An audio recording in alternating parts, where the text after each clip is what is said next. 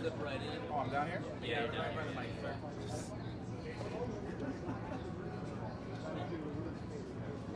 My fellow Americans, bring me great joy to stand in front of you and tell you we can do better than this. We fucked up, but we can come back. I wish you'd go on and continue on that thread. I like that. I could do it, bro. Good? All right, Uriah, that was obviously an impressive finish, but it wasn't easy. I mean, he came at you hard in the first round. You know, what was it about that took you time? Like, why did it take such a long time to get that finish? What was it about his style? You know, the kid is a stud, first of all. He came at me with a lot of unorthodox strikes. For me personally, I decided to do the rope-a-dope, but I decided to do that around, I believe, midway throughout the second fight. I was like, he's hitting me with everything hard. He's hurting me, but I've noticed he's getting tired. So if I can dictate the fight by pressing a little bit, it would create an opening. And the third round, you know, I did that and it happened. But even prior to that, he was really good. I just couldn't find the footing. My rhythm was off. I was like, what's going on with my footing and everything? But, you know, the rope-a-dope worked a little bit, and I just kind of went off of it.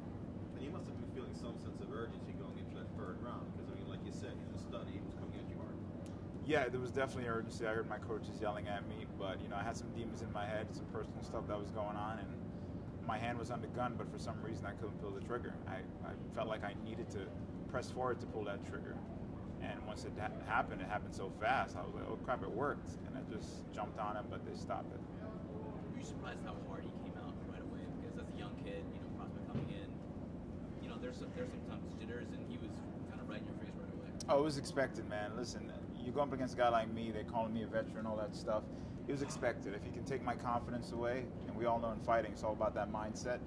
He was trying to do that. He did first couple of minutes, and I was like, wow, this kid is actually really good.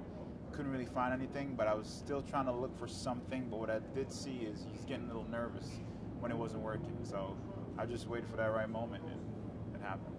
Is that patience a relatively new thing for you? Is that something that, because I mean, when you came into the game, of course, we all know about your skills and everything, but that kind of gamesmanship, that veteranship, is that something that kind of has come recently? Not exactly. The game is changing. You know, you look at when Amanda fought Ronda. You know, Ronda was dominating everyone, but no one was on Ronda's level. And then people started to catch up. And when Amanda decided to jump in on that, you saw the difference. And not to take anything away from Ronda, she's one of the best to ever do what she does. But people like me, you have up-and-comers that are constantly growing. The sports is changing. It's constantly evolving. So, you know, I have my patience because I'm a martial artist and I have a karate background. But sometimes it's good, sometimes it's not good to wait too long. But for me, it was always that articulate patience, timing to take away that, to create an opening to pretty much exploit it, basically. Did you see anything that he was doing that kind of left open, that counter, that right hand? You know, he would swing that right hand, and I was like, I just got to time that right hand. I got to time that right hand. But as I was going back, he was throwing it. And I worked a lot of balance techniques. You know, for me, I work on throwing any technique from off balance. That way I can still keep my power. And I have my coach, John Walker, to thank for that. I moved back at a certain angle, and as I was coming back, my force was still generated properly. And I didn't think I would hurt him that much because he was out. So, that was kind of scary. His eyes were it was a little out of moment again. I was like, oh crap, what did I do? You had a moment afterwards where you walked over to the cage immediately after, and you could see a lot of emotion on your face. You talked a little bit in your post-fight speech, or was it more about just being able to deal with the adversity in that particular fight, and you came from behind? What was going through your mind immediately after that fight? It was definitely adversity, man. Between the hiccup that happened this week, I became a professional about it. You know, it happens. I said, you know what? In the sport of mixed martial arts, something's going to go wrong that you don't expect, so I have to readjust. You know, if someone's outboxing me, maybe I should take him down or kick him in the leg. But, you know, I was going through some personal stuff with families, and when that happened, it just came out because I was fighting for more than myself. You know, I was fighting for my sister, I was fighting for my mom. You know, I didn't talk about it because I didn't want any sympathy. You know, I knew what I had to do, and I used it as motivation. My sister wrote a song called Keep Standing. That's why I walked out to it. And she said she was inspired to write that song when I broke my toe. But the funny thing is I'm inspired by that song to fight. So it worked so perfectly for us. And, you know, she accomplished so much in her life. She's married with kids. And we've seen people that go through depression, like someone like Robin Williams, where you never thought in a million years someone like that who's so happy. And when something like that happened, I'm like, oh, that sucks. But when it's happening to someone I care about, it was like, wow, it's really real.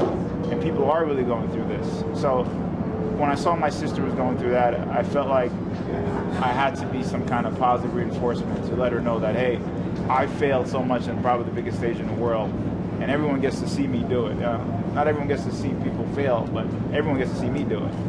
So if everyone sees me do it and I keep standing, it's a reminder to say, hey, you got to keep standing too, because I haven't figured out a way out of it. Did you have a chance to talk to your sister after the fight? I haven't spoken to her yet.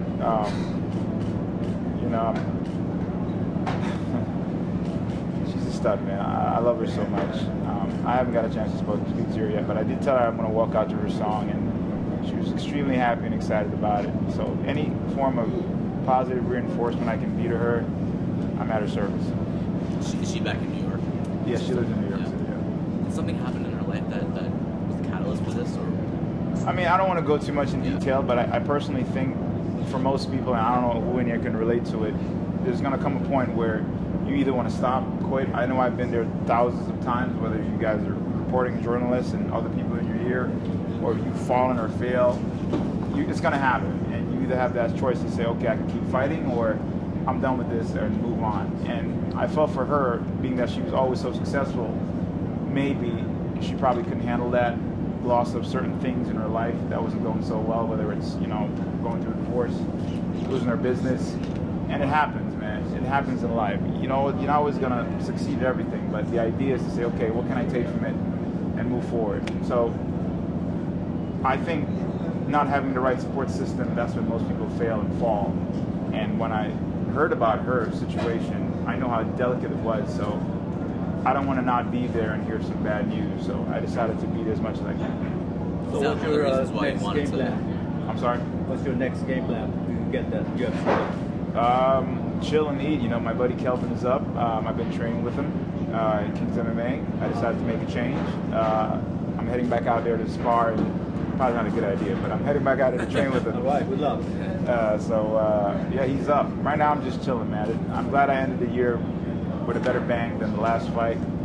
But in the sports of mixed martial arts, it's all about growing. You know, you get knocked down. For me as a professional, it's like, what did I do wrong?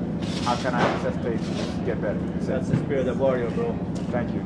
Can you sing the song for us? What? I can't sing a song right now. I do voiceovers, but I can't sing. Thank you. All right, guys. Thank you. Thank you, guys. Thanks, guys. Go that way. It'll be easier.